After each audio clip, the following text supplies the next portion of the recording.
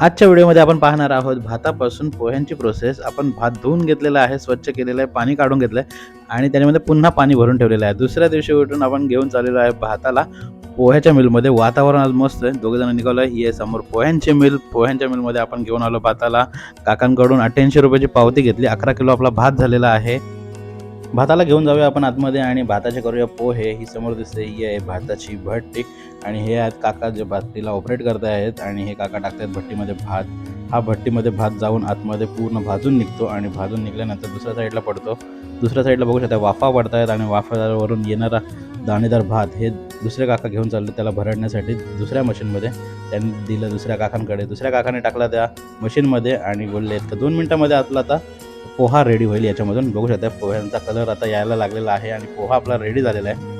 बघू शकता मस्त पोह्याची चव देखील घेतली, खूप मस्त लागले पोहे, खूप भारी। आणि अशाच प्रकारे इथे